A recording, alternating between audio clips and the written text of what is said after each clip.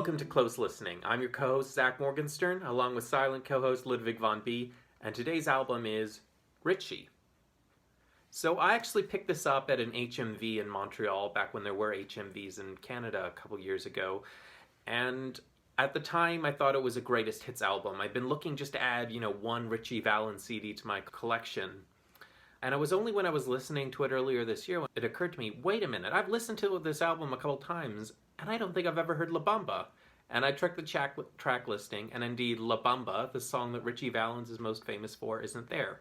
Neither was Come On Let's Go or Donna. So I did my research, and it turns out that Ritchie is one of the 2 studio albums by Ritchie Valens. So if you've somehow clicked on this video and don't know who Ritchie Valens is, he was one of the singers of the rockabilly era. He was most famous for his rock version of the traditional song La Bamba, and he died in a plane crash on February 3rd, 1959, along with Buddy Holly and the Big Bopper, and that got referred to in the song American Pie as the day the music died. So I had what I thought was a greatest hits album. Turns out it's the 2nd studio album, and it's kind of the opposite of the greatest hits because it doesn't have La Bamba, it doesn't have Come On Let's Go, and it doesn't have Donna. I think those are the 3 Ritchie Valens songs that people tend to have heard of. But what does it have? It has sort of more of the same. You have to understand this guy's career was very short, and while none of them are necessarily hits, none of them are necessarily brilliant, it's plenty pleasant to listen to. It's more of what you like if you like the earlier Ritchie Valens stuff. So it starts with a song called Stay Beside Me. It's a nice, sweet little love song, kind of along the lines of Donna or We Belong Together. A slightly echoey guitar, and it has an interesting resolve to a minor chord in there. It's a nice opener.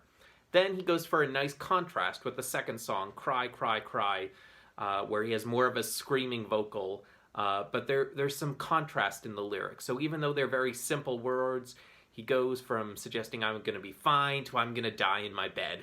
So it's a simple sensibility. It's not saying anything, but there's something kind of fun in going back and forth between the I'm handling my romantic problems fine and man, I messed up.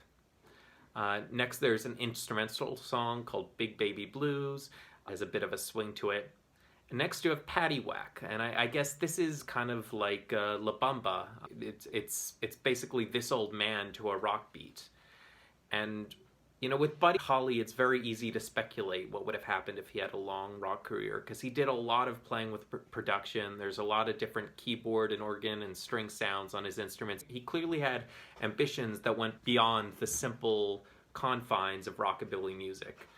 With Ritchie Valens, the instrumentation is fairly simple, and the catalog is smaller than what Buddy Holly had.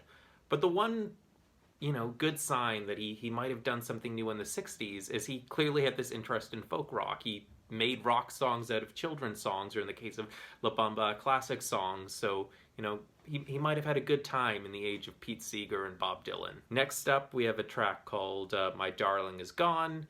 It's another one that's just voice and guitar. It's basically Donna with maybe a slightly more experimental chord structure. And I don't mean it's a particularly experimental chord structure, but it's just sometimes the notes land in a slightly uncomfortable minor place, kind of like Stay Beside Me. Next you have a song called Hurry Up. So Ritchie goes back and forth between having these sort of very simple, just singing and guitar, sweet, just kid in his garage singing you a love song stuff, and these ones that really play up the drums.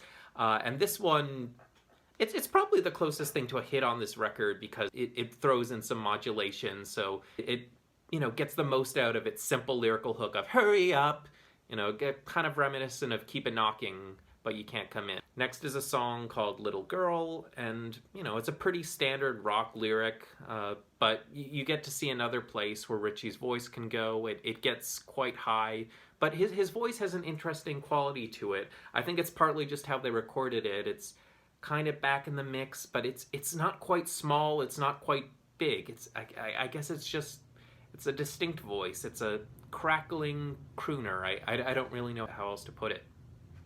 Then there's a song called Now You're Gone. Does more with the high voice stuff, and it just, I think, brings out a crying sound in him. Then you have an instrumental song called Fast Freight. It has some interesting high bass notes in it, and at one moment it gets quiet, and it just sounds kind of amateurish until you realize it's not, and it builds up into more music. And that's one of the things in music I like, when it something almost sounds amateur, but then it pulls back and it's in control, and you could see that was planned the whole time. Next, you have another instrumental. It's called Ritchie's Blues. It has a very tremolo guitar, an echoey snare drum, and some of the percussion, I guess, makes it the most Latin song on the album. And then finally, you have a song called Rockin' All Night. It's the last song on the album. It doesn't particularly feel like a closing. The lyrics aren't great, but it still has a nice sound to it. There's a backup on there that kind of sounds like Buddy Holly's Crickets. And again, Ritchie gets to play with his voice, going into some deeper places here, some scratchier places, some more intense places.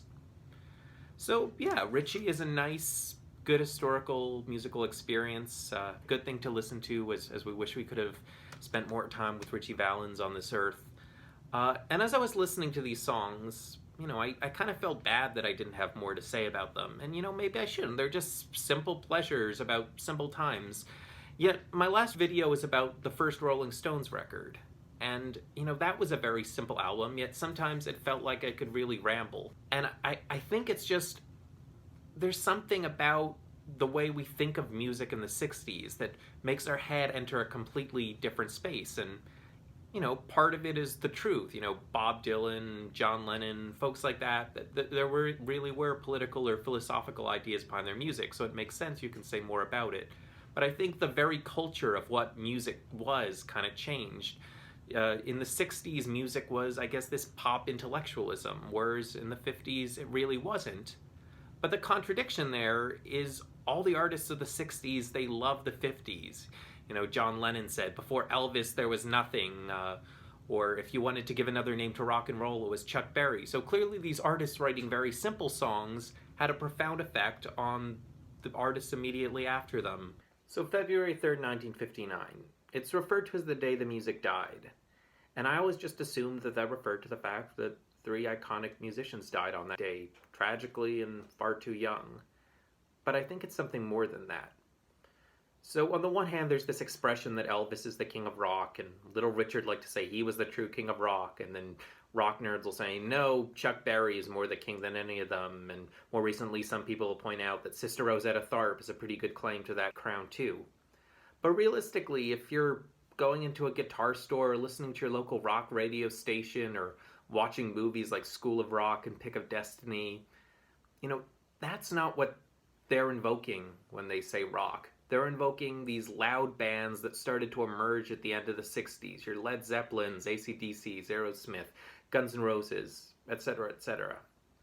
And I think what happened is rock basically went extinct, died for the better part of a decade, and then was reborn. So artists like Bob Dylan and Joan Baez and Simon and Garfunkel, they were inspired by the rock tradition, but they were also looking back to an older time. They weren't the straight up rebellious thing. They also appealed to a broader demographic with going to the folk tradition. And so while they're obviously in the Rock and Roll Hall of Fame, and I have no problem calling artists like that rock, I think for a certain type who just wants straight up rebelliousness and energy, they had to invent rock again, and that's where those loud guitar groups came in.